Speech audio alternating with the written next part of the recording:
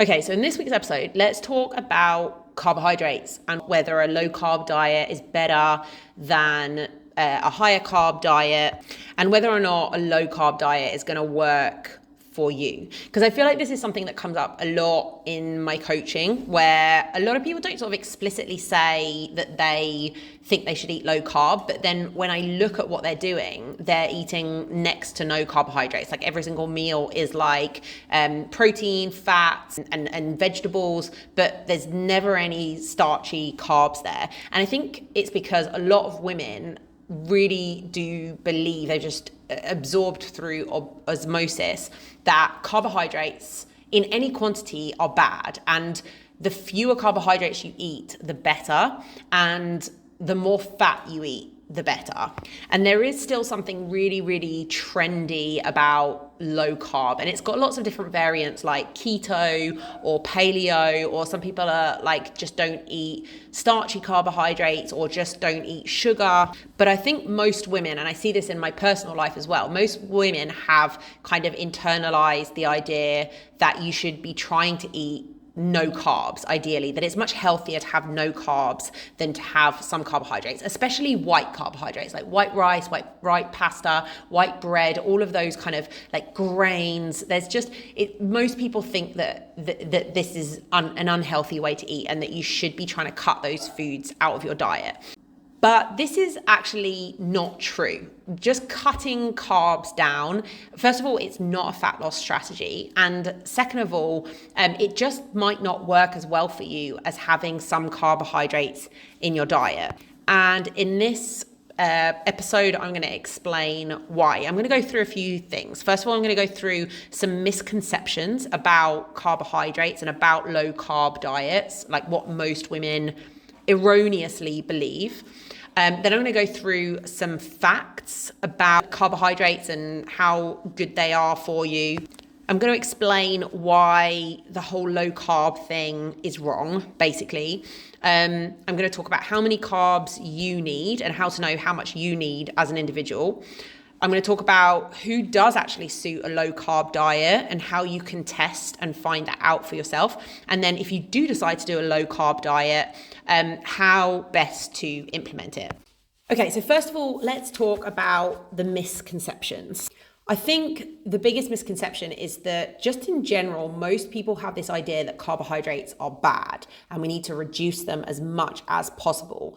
And most women have an idea that fat is good for you, and so you should kind of have as much as that as possible. And what people really struggle with is this idea in nutrition. It's true of most things in life as well, but in nutrition, it's not like some things are bad for you and some things are good for you. That's how most sort of influencers talk about it. That's how nutrition is talked about on social media. But actually, when it comes to most things that you need in your diet, so when it comes to nutrients, right, they're the things that you need in your diet: fat, protein, micronutrients, vitamins, minerals, fiber, water, but also carbohydrates. It's not like some are good and some are bad. They're all good and we need all of them, but we need a certain amount of them. And too much is not good and too little is not good. It's very much a Goldilocks and the three bears situation. So, and a lot of people find this really hard to conceptualize because most women, for example, think that fats are really, really good for you. It's really important to have fats in your diet, but then they proceed to drizzle tons of olive oil on their food and just have way too much fat in their diet. And it's hard to compute that, like, yeah, fats are good for you, but there's also such a thing as too much, and you just don't need more than a certain amount. There's a kind of minimum amount that you need, then there's an optimum amount that is better to get, and then anything beyond that is excess that you don't need. And that's true of anything that's good for you. So if you take vitamins, for example, most vitamins like vitamin C, right, there's a minimum amount that you need to avoid disease like scurvy, but then there's an optimum amount that's better for you to be getting the optimum amount. And then if you get more than that, you just piss it out. It just comes out in your urine. And then some vitamins like vitamin A, for example, your body can't just get rid of them through your urine, so they build up in the body and then they actually become toxic and they become bad for you. So it's not quite the same with fats, but if there's a minimum amount that you need in order to be healthy for the functioning of a lot of things in the body. You need enough fat, and then there's a more optimum amount that's better to be getting. But then if you get too much of it, there is such a thing as too much. It's just stored as excess calories, whether it comes from fat, carbohydrate, protein. They're just stored in the body as excess fat. But most women don't think that way about fats. They just think, oh, fats are good for me. I need to just have lots of fats in my diet. And likewise, they think about that carbohydrates are bad and you need to cut them down ideally to zero. But that's not actually true. Although we don't actually need carbohydrates the way that we need fat, we need protein, we need vitamins, we need minerals. We don't need carbohydrates in the same way. So it's a little bit confusing because you can technically live and be perfectly healthy without fat, without carbohydrates. But what most studies find, what I find, is that most people do well with a certain amount of carbohydrates. It helps them feel fuller, it helps them have more energy, it makes them enjoy their diet more, it fuels their training. People generally feel better and enjoy their diets more when they do have a bit of carbohydrates in there. Another big misconception is around blood glucose levels and keeping them stable throughout the day. And this is like most things, there's some grain of truth to it, but it kind of gets taken so out of proportion on social media. And a lot of women grew up with the idea of glycemic index and glycemic load and talking about having whole grains in order to, not spike your blood sugar level. Obviously, the conversation around blood glucose spikes and insulin spikes has just exploded recently. But this is also, again, grain of truth in here. If you're just eating plain sugar or just white carbohydrates with nothing else, this might be true. But the moment that you pair it with other things, if you're eating a reasonable size, a portion of carbohydrates with protein and fats and fiber, like all of this is just like completely irrelevant around glucose spikes, especially if you have healthy blood glucose levels, if you have healthy insulin sensitivity. Like, it's just a non-issue for most people. There's absolutely no need to measure your blood glucose levels or anything like that. And if you do occasionally just have a sugary treat without having a completely balanced meal, you're going to be okay, right? You're going to survive it if you have otherwise healthy blood glucose levels and insulin sensitivity, which, by the way, isn't just created by eating a low carb diet. The way that you make sure that you have good insulin sensitivity and can deal with blood glucose levels or have stable blood glucose levels is by 1, exercising and being physically active, 2, having muscle mass. Muscle is the biggest depository of blood glucose in the body. So you want to make sure that you're strength training, that you have a decent amount of muscle. That's going to make you have much more stable blood sugar levels. It's having an overall well-rounded diet. It's having a healthy body fat percentage and not being overweight or obese. All of these things, and not eating too many calories as well, all of these things contribute to having stable blood sugar levels. It's not just about having a low-carb diet. But I think it's also important to note that 2 different things can be true at the same time. So it is true that most people eat far too many carbohydrates and have far too big portions of carbohydrates in their meals. But it is also true that some carbohydrates in your diet make most people feel better and make most people feel good. So most people tend to go from one extreme to the other. They eat a really high carb diet that doesn't make them feel good. Just having a big bowl of pasta in the evening with nothing else, like it's not going to make you feel good, right? I'm not saying that that's how you should eat. But people swing then all the way because that makes them feel crap. They then go, oh, I need to cut out carbs from my diet because that makes me feel terrible.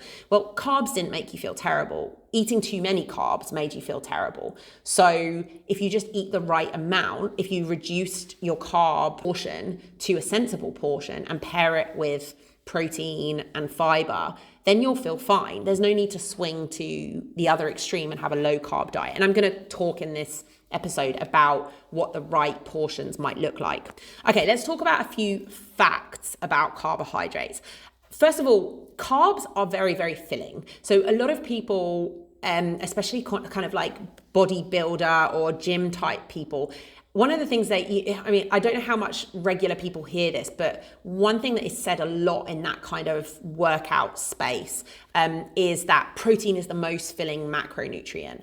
And I'm just always like, have you ever actually eaten carbs? Because I find, so if, for example, I was to have a meal that was like 200 grams of chicken and then a portion of vegetables, if I was to eat that, okay, I might feel full, it might be like a nice portion, but I would feel much fuller for longer if I was to have like half of that, so 100 grams of chicken, 100 grams of, say, rice or something, or some other starchy carbohydrate, and the same amount of vegetables. I feel much fuller eating that way than eating just a ton of carbohydrates and vegetables. And most people think that that's how you should eat, or that that's how you're going to feel fuller, but actually including a portion of carbohydrate in your meal actually makes it much more filling than not having it. And there's a test that you can do to test this, and I'll talk about that a bit later on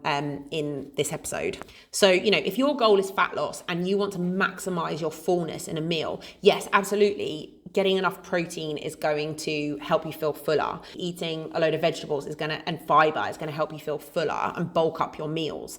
But adding that extra portion of starchy carbs is also going to make you much fuller than if you don't include it. And a big mistake that a lot of people make is they cut that carbs out. I had a call with someone recently who said this, oh, well, if I feel hungry, I just add more fats to my food. And this is such a big myth in the fat loss diet space.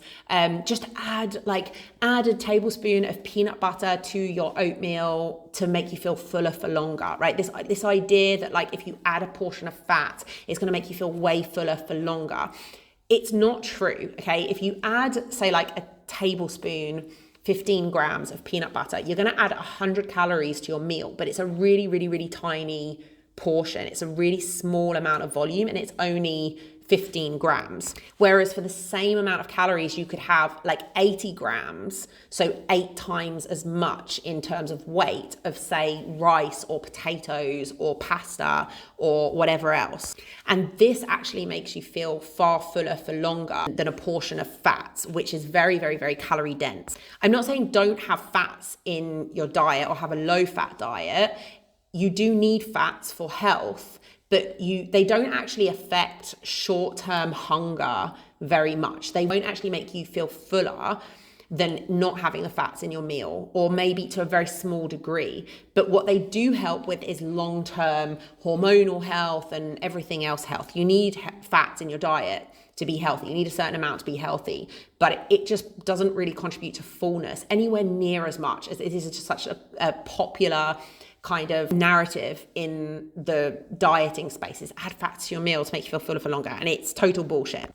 So carbs are way more filling than fat, and if you include carbohydrates in your meals, you'll feel far fuller. And I can't tell you the number of times that I see this with clients.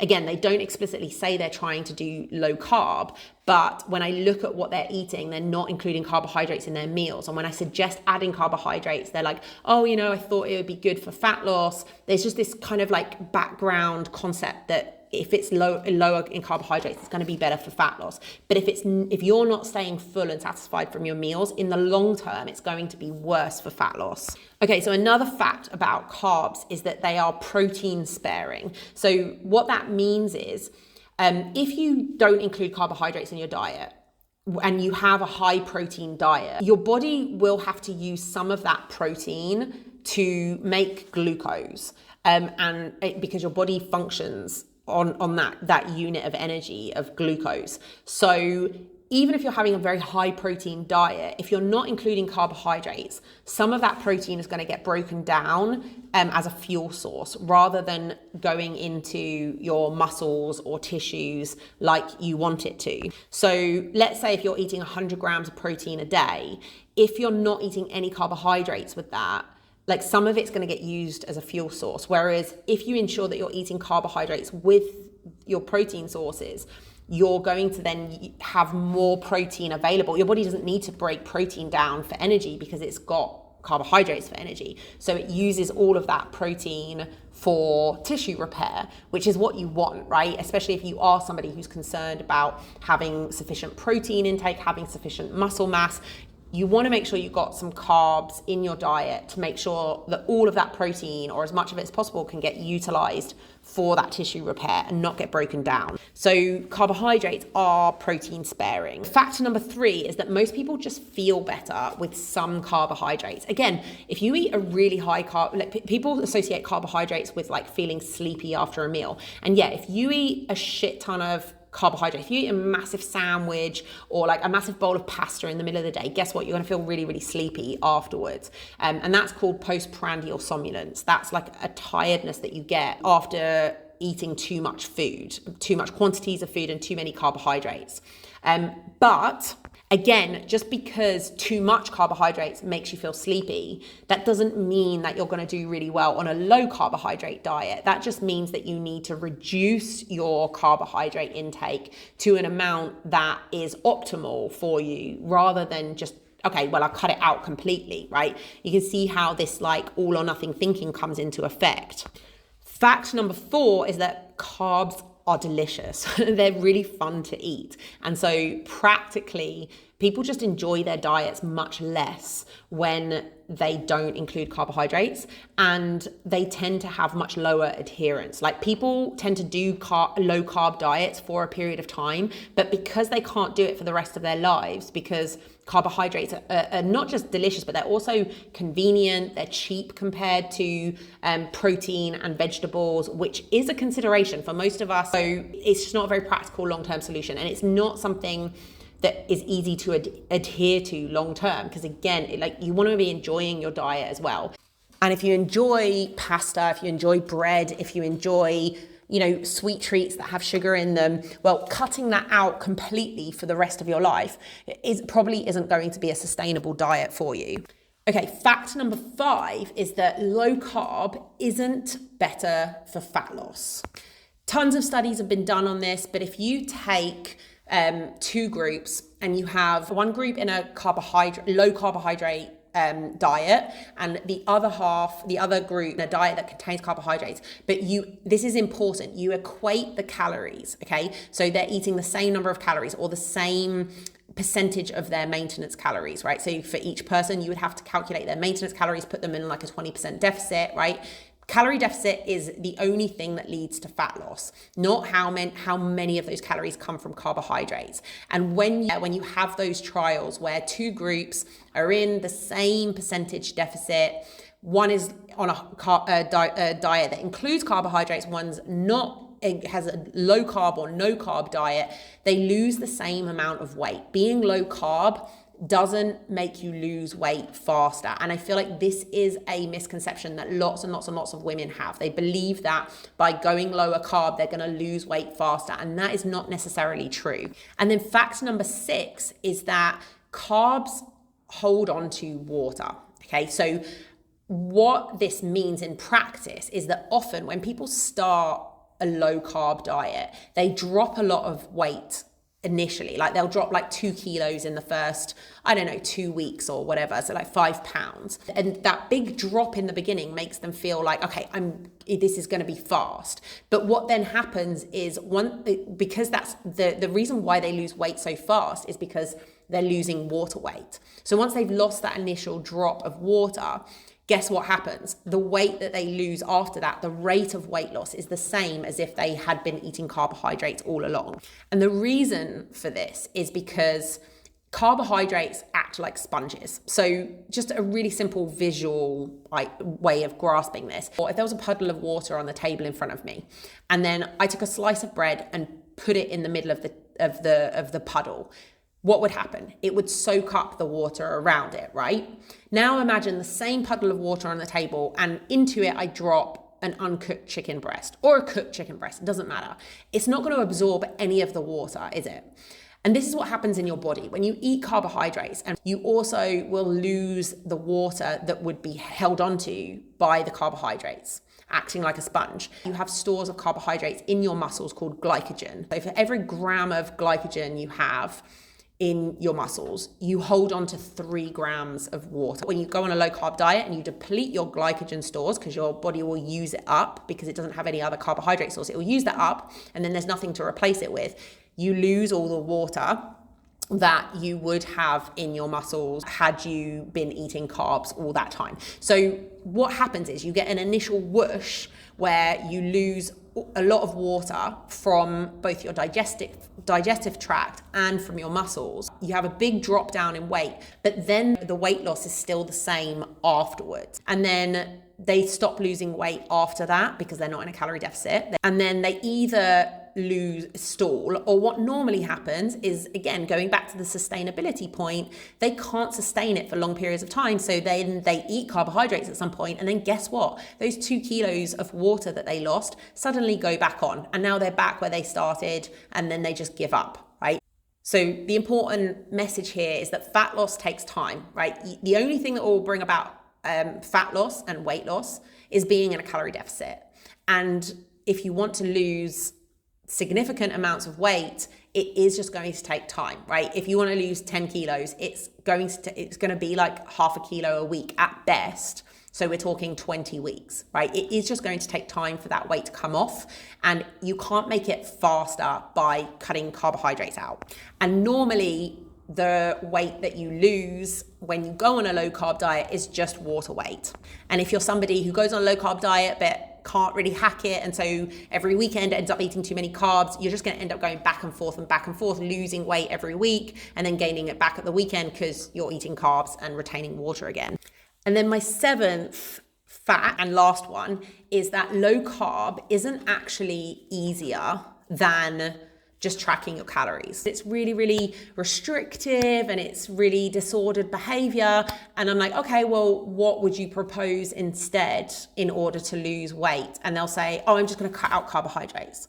And I was like, well, that doesn't sound restrictive at all. That doesn't sound like it sucks at all. Like, it's a really silly argument, right? When you track your calories and when you have an understanding of calorie intake, you can be quite precise, right? It's not 100% accurate, but you could be quite precise around, when you do decide to indulge, you know what's in it, and you can tweak things, make sure you're getting enough, as well as making sure that you're not getting too much. A lot of people think of low carb as being a kind of easier option, but it really isn't. At the end of the day, it's actually a lot harder. I know on the surface it looks easier. It's just simpler, right? It's just straightforward. It's just black and white. Just cut out carbs.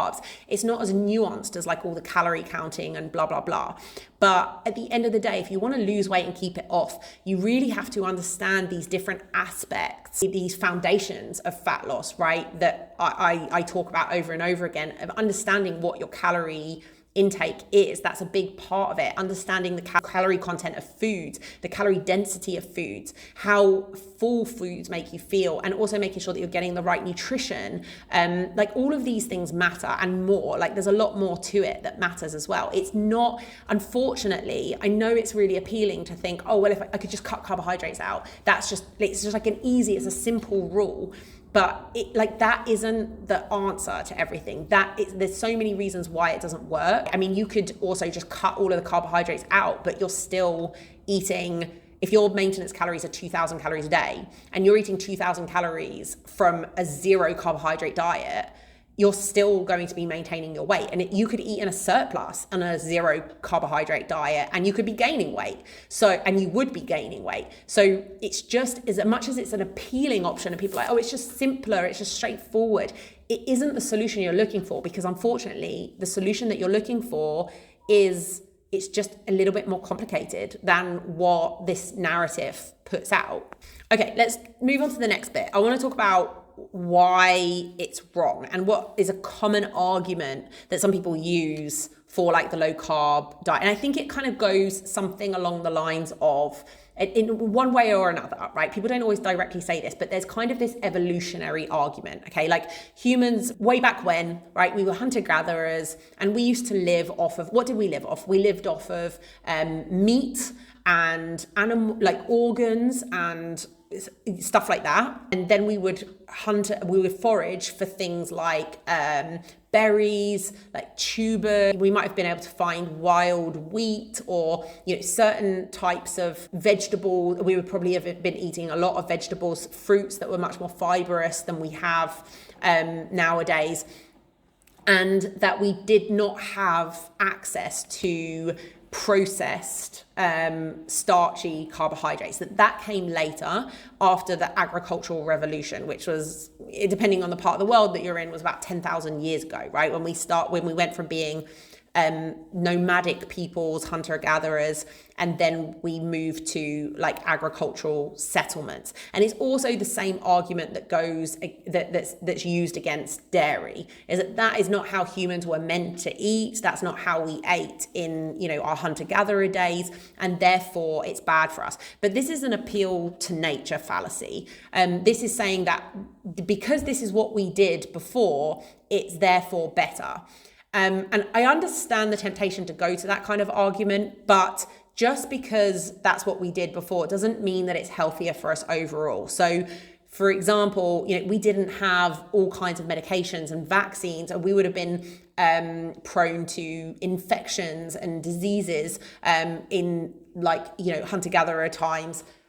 We didn't have houses, we didn't have shelter, we could get eaten by a lion. These things, we didn't necessarily, not everything was better. We were also susceptible to droughts and starvation and famines that we have prevented now. But also, we get sufficient calories by having these processed grains in our diet, which, isn't an issue nowadays, but it was an issue until about 5 minutes ago. And in many cases, we also get a lot of nutrients that we need. I understand that argument about grains, but when it comes to dairy, for sure, we get a lot of the protein, a lot of the fat, a lot of the other nutrients like vitamins and minerals in the dairy that we also need. And it's superior to the diet that we had before. Now, obviously, that's gone too far nowadays, and we have way too much processed starchy carbohydrates in our diet.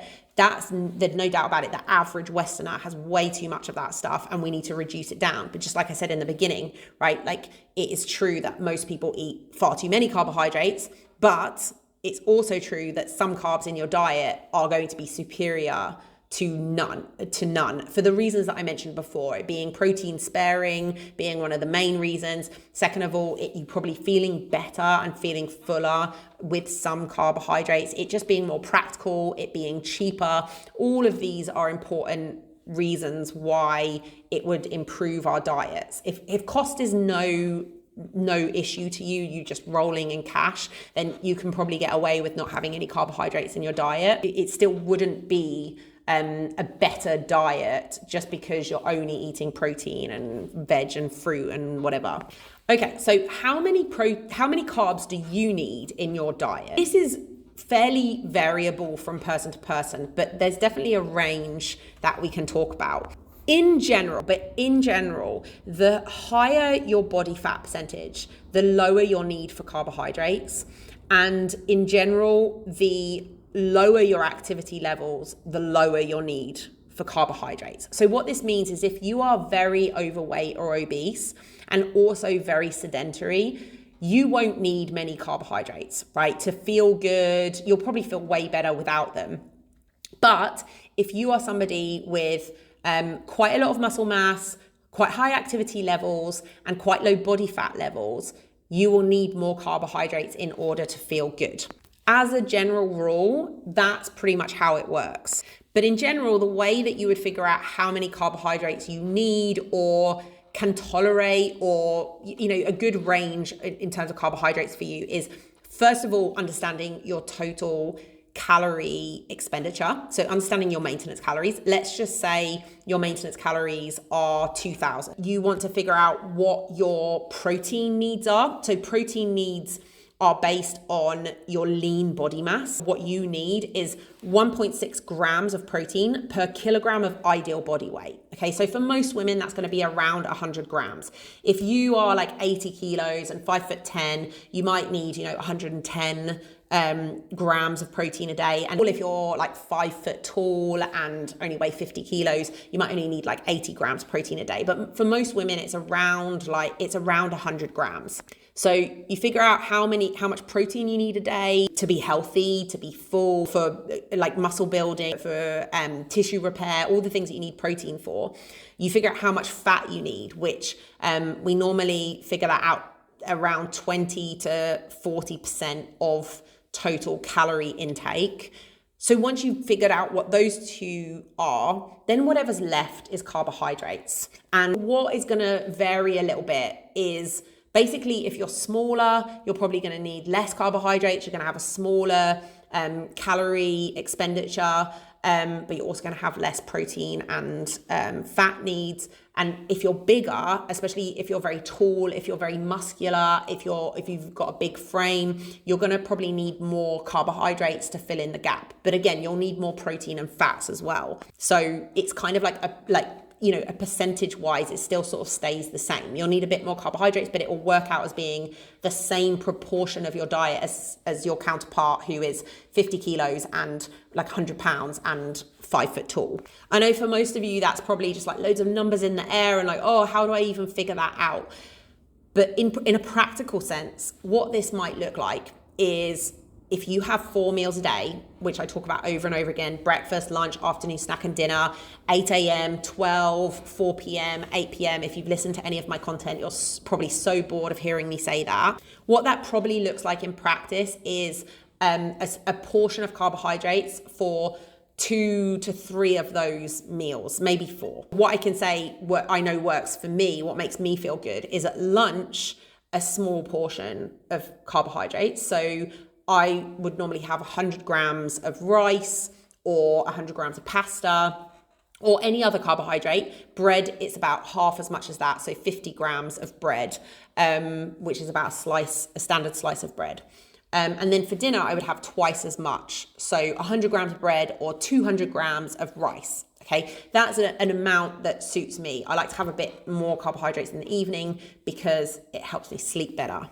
I think this is a good starting point for most people. I'm pretty standard size. I'm 5'6". I'm 62 kilograms. Like I'm a fairly standard size.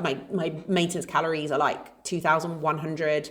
So I'm a pretty standard size for most women. So if you have no idea how much you need, start with that amount, right? Start with those amounts at breakfast and dinner. Have a slice of bread or some form of carbohydrate in the afternoon if you feel like you need it as well, and figure it out from there. It's going to be a little bit of trial and error of seeing what you need and what makes you feel your best.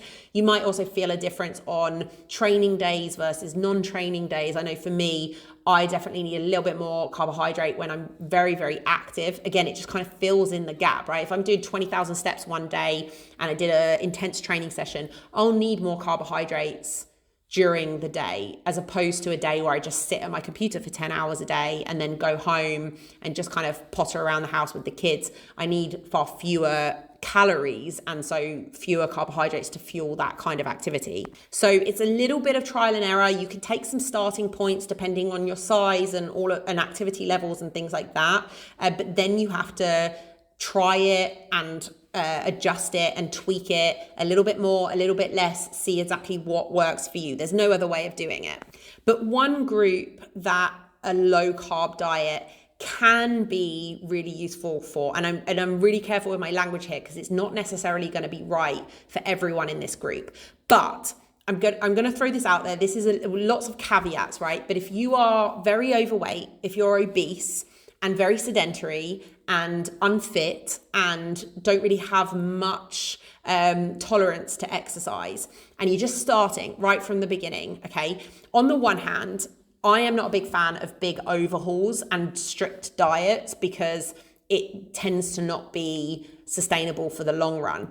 But there are a lot of studies that show that a really effective diet, whether or not it's sustainable and whether or not it's really, practical, but an effective diet for this cohort, for obese women who are very sedentary, is a high protein, low carb diet. Okay, if you get this group to eat very like high protein meals, say 4 meals a day, high protein, high fiber with fruit and vegetables, and low carbohydrates, like no starchy carbs. They'll feel very, very full eating this way and very satisfied from it. They won't feel hungry. Second of all, they'll lose fat very, very fast. This is called a protein sparing diet. The fastest way to make someone lose weight is to just starve them, right? 0 calories until they've lost all the weight. This is possible, and they have done studies around this, but it's obviously miserable. You can't do anything. The big problem is that you lose muscle mass when you do this if you were to do this kind of diet, right? This is just theoretical because who can really do this in practice? In theory, it's the fastest way to get the weight off.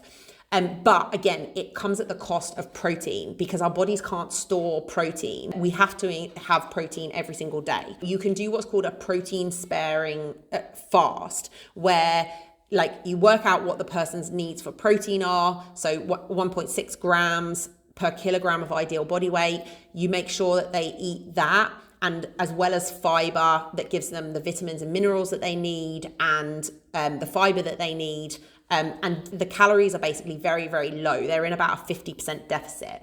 And on that kind of diet, you can get someone losing maximum amount of weight with maximum amount of body fat while losing minimum amount of muscle mass, especially if they're doing some kind of resistance training along the way. But again, this is so impractical for most people. If you are obese or very overweight, you've got there through eating a lot of food and probably a lot of carbohydrates, and to go from that to a really extreme protein sparing diet. Look, if you're desperate to lose weight, if you've just had a heart attack and you have to make a big change now, that can be a big motivating factor to do a really extreme diet like this. You have to make it more sustainable once you've lost a ton of weight. But there are cases where this would be like the best thing that a person can do. But for most people, trying to make a change is just so impractical. You're just not going to eat any fun stuff. You're not going to eat any carbohydrates. Like it's really hard to do this kind of diet, even if it is really, really, really effective. A more sustainable approach and a more realistic approach would be to have, again, like a high protein, high fiber diet, and try and prioritize protein and fiber at all 4 meals a day, but to have some carbohydrates along with it. Now, a slightly more extreme version of this that kind of is a middle ground, best of both worlds, would be to do what's called carb cycling. So carb cycling is basically just a practical solution to just a practical problem. So you would do the protein sparing fast, right? You would just eat protein and fiber and fats, breakfast, lunch, afternoon snack and dinner. And then either 1 meal a day, you would just have carbohydrates. So say for your dinner, you would include 200 grams of rice or some bread or some potatoes or whatever. And the reason for doing it is just to make it more sustainable, is just to have that 1 meal a day where you have carbohydrates so that you don't go completely off the rails and go completely mental. And then if you are at a birthday party and there's a delicious cake or whatever, you just eat your piece of cake or your brownies or whatever. They're obviously very high sugar, high carbohydrate, high fat. You just eat it, you enjoy it, and then you go straight back to your low carb diet afterwards. Okay, so this is carb cycling. It's nothing fancy. It's nothing like, obviously there are, carb cycling protocols, like whatever, but it's just a practical solution. It just means that it's not all or nothing. It's training you to not be all or nothing. So every day you have a portion of carbohydrates, and it's less effective than if you were to just cut those carbohydrates out. You're obviously just cutting out calories that you don't need, essentially, because you'd lose weight faster. But it just makes it more practical, and it allows you to have like some fun food, have some birthday cake, have whatever when you have an opportunity, but then not go, oh, now I've fucked my whole diet. Now I'm just going to go back to eating all the carbs. No, you just carry on. If it's like 3 meals a day, 4 meals a day, over the course of a whole week, that's 28 meals a day. Let's say 1 meal a day you're eating carbohydrates. Well, that still leaves you, that's 7 meals a week. That still leaves you with 21 meals a week where you're not eating carbohydrates and you're cutting those calories out and losing fat faster. So that's just a very it's just a practical solution for somebody. This would be suitable for somebody who had a lot of weight to lose, wants to make a massive change, and is very, very, very motivated to make that change. So it's not somebody who's looking for like the most sustainable diet right now. The sustainable diet comes later on down the line, but if you just kind of want to get rid of like 50 kilos, 50 pounds, whatever, really, really fast, then and for your health, for whatever, and then move to a more sustainable diet afterwards, then this can be very, very, very effective. I've worked with a lot of very overweight clients who've done really well on a low carb diet, but then they get stuck at a certain point, and they tend to then have a fear of carbohydrates because the carbohydrate diet worked for them, the low carbohydrate diet worked for them so well in the beginning. But now that they're, especially if they've gotten fitter and stronger, now they actually need the carbohydrates to be able to continue losing weight, to get their calories down low enough and to fuel their workouts and so on and so forth. So again, this sort of approach of carb cycling or going very low carb, this works if you have a lot of body fat to lose, right? Because your body will mobilize the fat much more easily than somebody who's only got a little bit of body fat to lose. So the leaner you are, the less body fat you have, and the more active you are and the more muscle mass you have, the less well you will tolerate a low carb diet, and the more you need to strategically add carbohydrates to your diet.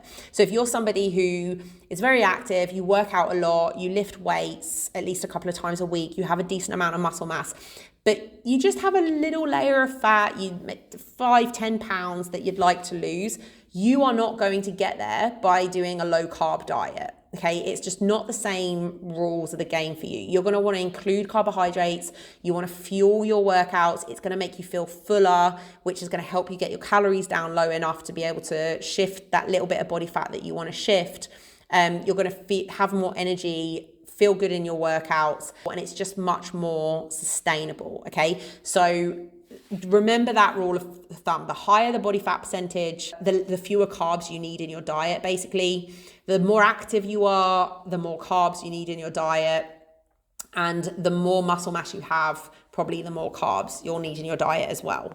And if you want to test to see if you suit a low carbohydrate diet, what you can do is have a meal that is, for 1 week, have a meal that is protein and fiber.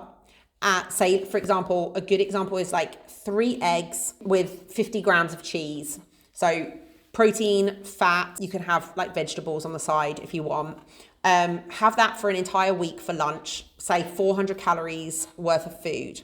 Have that for lunch every day for a week. Keep as much of your diet the same as possible. And then, this is called a carb tolerance test, by the way. I forgot to say that at the beginning. Then the second week, you have the same number of calories for lunch, but instead of the cheese, you have bread, okay? So instead of 200 calories of cheese, you have 200 calories worth of bread, okay? So 3 eggs, 200 calories worth of bread instead of 200 calories worth of cheese, and then the same amount of vegetables that you had in the first week. Have that for a week and see which one makes you feel fuller. The higher fat, lower carb option in week 1 or the higher carb, lower fat option in week 2. And most of you, I can almost guarantee it, you are going to feel fuller with the combination of bread and eggs than you would feel if you were to have cheese and eggs. I almost guarantee it on all of you. Again, if you have a very high body fat percentage and you're very sedentary, you might feel fuller eating just the low carb option. And that's a good sign for you that you're probably carb intolerant, and it's probably good for you to have a low carb diet, and you're probably going to lose weight faster that way, but you're also going to feel fuller. But that's going to be a very small percentage of you. Okay, so I think that covers everything that I wanted to talk about in this episode. Basically, the big message is here that carbs aren't bad. Most people eat too many carbohydrates and should reduce their carbohydrate intake, but that doesn't mean that they're overall bad. Like most things in nutrition, there's a kind of sweet spot or a sweet range. Like too little is not good for you, too much isn't good for you, and there's kind of a happy middle ground in between. This is why this is the Healthy Middle Ground podcast, and you've got to find what's right for you, which might be different from other people, and it might mean a certain strategic portion of carbohydrates at certain times of day. It might change depending on how active you are from day to day, but also it might change depending on the season that you're in. And I know, for example, for me, my activity levels are way lower now that I have 3 kids than when I used to work in a gym all day, every day. I eat fewer carbohydrates now than I did previously, even though I have an overall better diet. And if you're very, very overweight, you might do well on a low carb diet, but then once you've lost 100 pounds and then you've got less body fat to lose, you might need to up those carbohydrates in order to feel fuller and feel better. So different amounts of carbohydrates might suit you at different stages in your journey, especially if you've got a lot of weight to lose, or if you've lost a lot of weight and now and become much more active and much fitter. You might need a different kind of macro split than what worked for you when you were very overweight. So if you've kind of gotten stuck after losing lots of weight, it might be because of that. But overall, a lot of the narrative around carbohydrates is just like overly complicated. It's overly simplified, which kind of contradicts itself. But like carbohydrates are not just bad for you. You don't need to cut them out. And often trying to do a low carb diet actually gets in the way of fat loss. And if you strategically include carbs in your diet, you'll probably do much better. You are probably the rule, not the exception. I find that 80% or more of people suit some carbohydrates in their diet, but you might be part of that 10, 20% that does well on a low carb diet, but it's probably unlikely. You probably need to include some carbohydrates to make it both sustainable, more enjoyable, to make you feel fuller, and to make it more effective. I hope you found that helpful. I hope that cleared up some myths and misconceptions. If you want to know more about nutrition in general, I have a podcast on just nutrition, the most important stuff that you need to know about nutrition that also covers carbohydrates. And I have another podcast episode on macros, like what macro split is best for fat loss that you might find helpful. I'll link them in the description box below. Thanks for listening. Let me know if you have any questions below, and let me know if you have any requests for future podcasts.